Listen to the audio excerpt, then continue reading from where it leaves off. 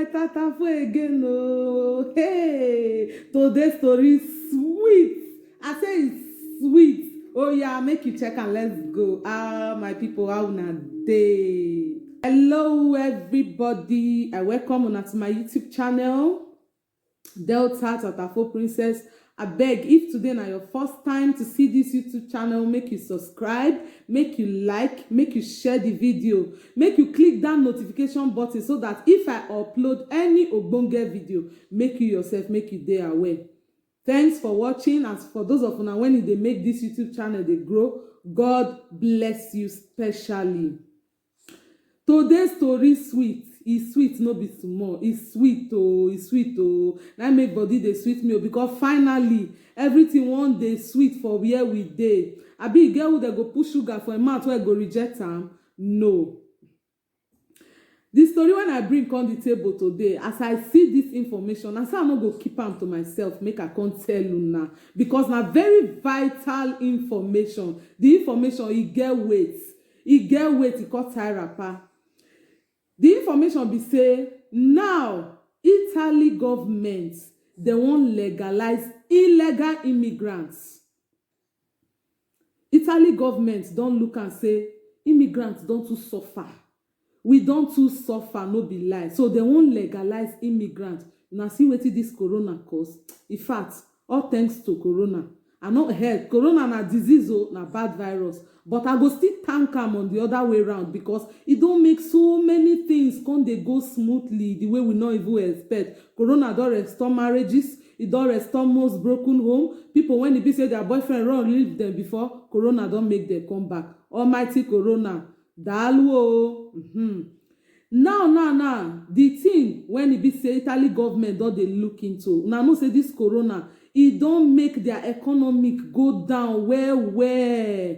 The money no come too dey like before. That money no come too dey. Their economic everything come dey zigzag. They no still give up. So they come look into and say farming, agriculture don help this country. It don't help Italians well. It don't help Italy country as a whole for this corona era.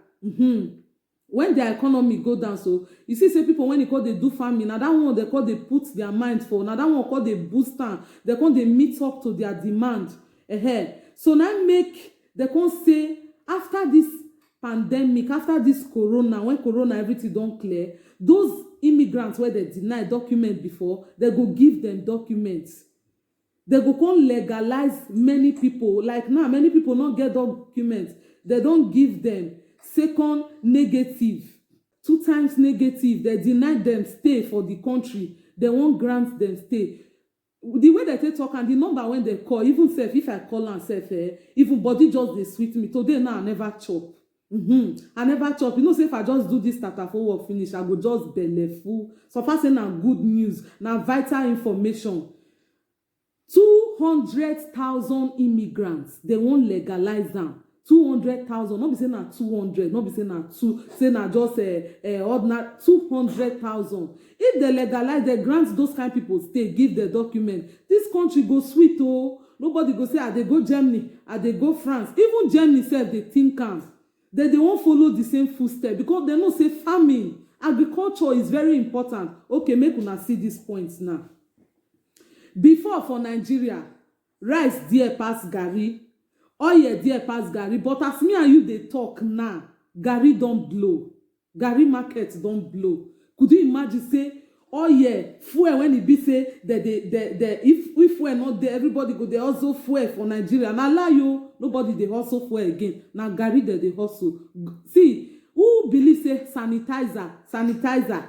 Face mask, who know those things before? All of them don't upgrade. So now make me they tell you. For my former video, they encourage people. Make you get patient. Anywhere you they get patient. If na document you they open, get patient, God go do am. If na pikin you they open, God go see you through. If na work you they find, definitely that work you go work, you go tire. You go see money, you go tire.